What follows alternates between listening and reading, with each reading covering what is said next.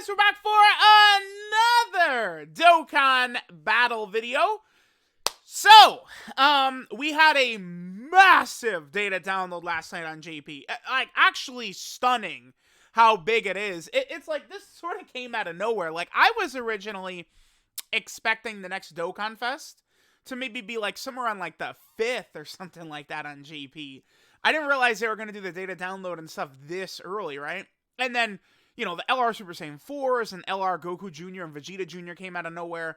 And then, you know, for the first time in, dude, a long time, what was the last banner to have multiple banner units? Was it Hit on JP? I think it was Tech Hit. The first banner that had, like, multiple new banner units like this. Again, off the top of my head, I feel like it was Tech Hit in, like, what was that, April of 2019 on JP? Probably. So this is good. 2 new banner units is really good, especially on the villain side of things, who so badly need it. This is, again, really good. The LR Physical Ginyu is getting an EZA as well, which is super good. So just a huge positive update right here. We got a bunch of missions. We'll look at that in a second. Let's take a look at here. Let's see what we got. So there is, of course, the EZA for Super Saiyan 4 Goku and Vegeta. I already did that. The units are incredible. I think it's hard to say. I feel like Vegeta is probably better. But I think Goku, when he double supers, Vegeta can't touch him, like, at all, I think. But they're both very good. Very, very, very good. The weakness of their EZA is power beyond Super Saiyan, so easy category. Here's, of course, when the units are all coming out. Of course, we have, you know, all the new unit data is in here. Is there anything else, or is this it? Yeah, this is pretty much just it right here. Okay, cool, cool, cool, cool. All right, so let's go ahead and take a look at a lot of the units. Yeah, dude, the 7th anniversary. Basically part 4, dude. So ridiculous. Okay, so taking a look at the units. We have LR Super Saiyan 4 Goku. Ridiculous. He's hitting 10 million attack stats turn 1 with like 400k defense. Just absolutely insanely powerful. A ridiculously good unit. He's going to be good everywhere. Keep in mind that the LR Super Saiyan 4s, like in Super Battle Road or some sort of stage where there's multiple enemies, right, you'll be able to nullify their actions, which is going to be really interesting to see how effective they're going to be when you're able to pop that off, right? So we have the 2 Super Saiyan 4s. Again, they're really good. Their leader skills are incredible. So now Vegeta family is 180%. Goku family is at 180% as well. That's really good. The Goku family team in particular, right after I get done recording this video, I'm going to try and do some no-item attempts on Broly with the Goku family team. I think I could do it. My hybrid Saiyan build could have done it, but we just simply did not have enough HP on the team. Well, now with this team, our HP is going to be hundreds of thousands higher. That hybrid team I was using was rocking like 370k defense. This is going to be quite a bit better. We won't be able to attack break him with this because there's only going to be one enemy, but I think Super Saiyan 4 Goku is going to put on a show in there. He's pretty good, right? So both of the LR Super Saiyan 4 is amazing, right? Goku Jr. and Vegeta Jr., they're just really bad. They're horrible. They're definitely going to get an EZA. We'll see how good it'll make them. Dude, I've got no idea, right? Like, they're stacking attack right now on both super attacks. The easy way to make them, I think, very solid, so make them stack attack and defense on both of their super attacks, I think is what they should do. Then, of course, their stats are very low, right? Very low stats for an LR, even a free-to-play LR. So they should get, like, attack and defense on super attack. They should get a couple of different ways to get additional stats. They need it, because, again, their stats are just so bad, so low. This right here needs to jump up to, like, 3 key and 30% attack and defense at least. 2 key, 30% attack and defense. That shit better not go to, like, 20% attack and defense or something like that. Yeah, useful, but not that useful. Their link set is fine. They're on a couple of solid teams, as well as teams that need it, like World Tournament and Youth. So, I'm hoping for the best with this character right here, but we'll see. They need a lot from their EZA, man. They need a huge amount. Actually, they are the best World Tournament category leader now, huh? Yeah, they're already better than Yemu and Spopovich, actually. Yeah, they are. Okay. Wow. All right, there we go. Yeah. Goku Jr. and Vegeta Jr. already the best World Tournament leader. That team has never gotten love. All right, so now we move on to the next Dokkan Fest. We have Captain Ginyu right here. The best thing to come out of this is the leader skill. So it looks like all of the Dokkan Festival exclusive characters are going to have these 200% leader skills, which is just such a sigh of relief. They needed to do this.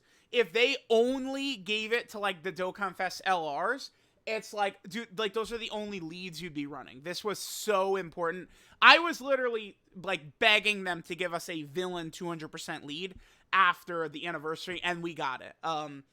I don't know if I like Ginyu too much as, like, a floating leader on, like, Terrifying Conquerors, because it's like his link set is going to be really bad for all of the major players of Terrifying Conquerors, Cooler, Bojack, Turles, Frieza, all these types of characters, right? But Ginyu himself is really good. Right now, he's better than, like, almost every single unit in the game, right? So it's like, you want to build the team around Ginyu anyway, right? All these other units, LR, Turles, and all these characters, like, they're not as good as this Ginyu. Nowhere near what he's doing. But the thing about Ginyu here that I think a lot of people do need to understand is they dropped him, he's crazy, but he's helped a lot by his two banner units. The Birder and Jace and the Goldo and Raccoon. Really, really helps him. So, this is a horrible banner to summon on as, like, a free-to-play player, I think. If you're just trying to get one copy of Ginyu for the 200% leader skill, you know, because, like, LR Full Power Frieza is going to get a 200% leader skill now, a lot of characters like that. Sure, but, dude, I don't know. I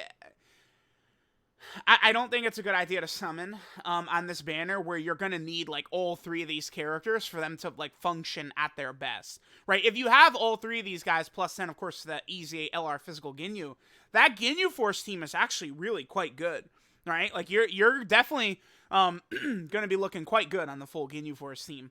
So this Ginyu, he's stacking defense. He gets a lot of stats overall, including being super effective against all types. There's another Ginyu Force category ally in the team.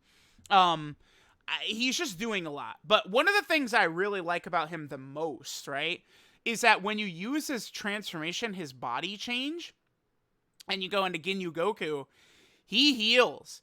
This Captain Ginyu is easily one of the best units in the game for the Ultimate Red Zone. Because you have Ginyu you're able to stack defense, you can body change, and then get the heal. This guy is going to be a huge addition. From what I noticed using him too, he was super effective against all types in this form. I think this, I mean, I don't know, again, it's going to require, like, more usage, more testing, stuff like that. I think this is permanent right here. Like, this effective against all types with another Ginyu Force category ally. From what I saw, it was permanent. Because every time this guy attacked, his arrow was always pointing up. So that could be really good. Makes me wonder if this right here, when this activates, if this will be permanent as well. Like Androids 14 and 15. Remember, Androids 14 and 15 and Android 13, right? When you have them on the same rotation, their scouter activates and then it lasts for the rest of the battle. I wonder if the same thing is going to happen with this Ginyu Goku, where his scouter will last the whole fight. Again, I'm going to sort of wait, until he comes out in game, use him in a lot of difficult events, test that out. He looks good, though. Really, really powerful unit. His damage will start getting ridiculous because he's stacking. He can triple super attack as well. Captain Ginyu is really good. Really powerful Dokkan Festival exclusive. But again, in order to use him at his best, you're going to want to pair him with the two new banner units, right? So Jace and Birder are crazy because, they potentially could triple super attack as well. They get stronger as the fight goes on. They get a high chance to dodge. Then they give Space Traveling Warrior category allies 3 key 30% attack and defense. And then another 30% attack and defense to all allies if there's a Ginyu in the same turn. Just ridiculous. So this is like this is like a way better version of Tech Krillin is essentially what this Birder and Jace is right here. They're crazy. I mean, honestly, dude, like looking at this, they're really good just here. Like this. Here, let's do this. This is crazy. They're a support unit for Space Traveling Warriors. Really, really good team. Really good villain team, too. And they have a high chance to dodge. Like, that's strong. Because this unit, it's probably going to be in slot 3, right? They have a high chance to dodge to protect their own ass. They're giving themselves defense right here. They're just looking super good. I like this unit is good. And this is a unit that helps make Ginyu look crazy. Because obviously, once you slap on a 60% attack and defensive buff, that boy Ginyu is going to start to look very powerful, right? So this unit is crazy. Then we have Goldo and Raccoon. They're definitely good, right? They get stronger as they get hit, which is cool. High chance to guard is not the greatest. Damn, they also get more defense. Dude, this unit is going to be really good. They seal from their passive. This unit is insane. Like, just rereading this? So, okay. Let's say this unit is in slot 1 and Ginyu's in slot 2, right? They are guarding, and then they're guaranteed sealing who they attack. Then they have a high chance of stunning who they're attacking as well. Like, you go into any of these Super Battle Road stages, Special Pose, Namek Saga, like, they just completely destroy it. Like, it's wild how powerful this unit is. Like, looking at it, oh my god, they're crazy. They're raising attack and defense up here, and they greatly lower attack. Oh my god. This is like a Super Battle Road juggernaut, dude. Again, you put them in slot 1 with Ginyu, and you're greatly lowering their attack, sealing them, and you have a 50% chance to stun them. Now, the seal and the stun is only going to last for that turn, but oh my god, do they completely devastate Super Battle Road. That's good. And, you know, Battlefield, they should be fairly, well, I mean, yeah, because potentially you have the high chance of guarding even without Ginyu around. Again, I talked about this recently, but I don't think we're going to see a lot of just free guard characters. Look at the way Great Ape Vegeta looks with guard. LR Janemba's got a little bit of wonkiness where you can't float him with his guard. I feel like they're scared. Like, Tech Ultimate Gohan is too good. In Janemba, I feel like was too good for too long. So it's just so, like, it's plain as day to me that they're scared of guard characters. Like, they put, like, restrictions and wonkiness on these characters. I don't really mind this so much, right? Needing Ginyu in the same turn to guard. As of right now, it's not going to be an issue. You know, you're going to end up pairing these units together. They're on all the same teams, and they're on a lot of teams, right? This is not the same thing. I'm seeing people compare Ginyu to Videl. I don't think it's a great comparison. Ginyu's just much better in, like, every way, right? But he's stacking, which automatically is very helpful. But Ginyu and these units are on many different teams. Like, teams that are, like, legitimate, too. Space Traveling Warriors, Terrifying Conquerors, Planet Namek Saga, Dragon Ball Seekers. You know, we're talking about a bunch of legitimate teams. Whereas Videl is just, like, I mean, basically on bullshit, right? And, like, besides running her on, like, the Buu Saga team. The other thing, too, is Videl came out by herself. They did not drop... her banner unit was Goten, who was a buff for DOKKANFEST Goten and Trunks, who had come out the month before, right? If Videl came out with 2 units, like maybe like a Great Saiyaman or something like that, who just like completely sucked off Videl the way these two do to Ginyu, Videl would be way better as well, right? That's the thing, like, this guy's link set is, I mean, as good as Videl's. It's the same thing. Like, their link sets both suck. But this guy's got huge amounts of support with him. And these are units that are going to be good for, I mean, high chance to dodge is very good. Guard is very good. The stuff this guy's doing, I don't think these characters are going to age super fast. I also don't think that, like, the Ultimate Red Zone is going to get surpassed anytime soon. Until, like, next anniversary, I feel like the Ultimate Red Zone is going to be, like, the hard event in the game and stuff like that, right? So definitely keep that in mind. But yeah, these characters are incredible. These are really strong. All 3 of them. Really powerful. Then, of course, we also have the EZA LR Physical Ginyu Force unit. They did a good job with this character, I think, as well. This unit should work rather well, even without a ton of Ginyu Force units. I mean, you could literally just take this unit onto Ginyu's team. Just Ginyu leader, friend Ginyu, and this unit. And you have 30% that they need from right here anyway. So this unit's going to be looking good a lot. Then they give all allies this support. And their orb change, the rainbow orb changing. Like, they're looking super good. This is a unit that I think can help out a lot. This is a free-to-play character, right? Like, this is good. This is how I think you build a free-to-play character. You got the support, you got the rainbow orbs. One thing I really do wish they would do is this right here. 30% for one turn. And it's like, it's not like we haven't ever seen a character do it before, right? Because Spirit Bomb Goku does that, but the problem with him is it's only on his 12 key super attack. And then the other problem is that, like, nobody's got this guy, right, at 2,000 days. But when he is Easy Aid, right here, he gives all allies attack and defense for 2 turns. That's a strong effect. So it's like, if this LR Physical Ginyu had that, where this was for 2 turns instead, that's going to be eventually one of these, like, really good characters is going to drop with this, be it 2 turns, and it's going to be really good. The other thing, too, is Spirit Bomb Goku. It's hard to get his 12 key super attack because he gets so much key per orb. So it can be difficult at times to get, like, you know, he's a nuking character. That's why they did that. It's because it's counterproductive. Like, you don't want to get, like, 1 orb to get the 12 key super attack with that Spirit Bomb Goku, and he's a nuking character and stuff like that. So that's why, obviously, they felt comfortable, like, oh, if it's a really bad situation, you can't get the 18 key or something like that, at least he'll be able to contribute to the next turn. That, to me, feels like what the intention was with that unit. But I'd love to see that on some of these other characters. Then the Team Bardock squad is going to easy. I haven't actually looked in depth at these characters yet. Okay, so greatly raised attack and defense for 1 turn. He's got a high chance of stun. 150% attack and defense right there. Another 100% attack and defense against 1 enemy. Guaranteed additional super against 2 or more enemies. High chance to crit with another Team Bardock ally around. Okay, he seems solid.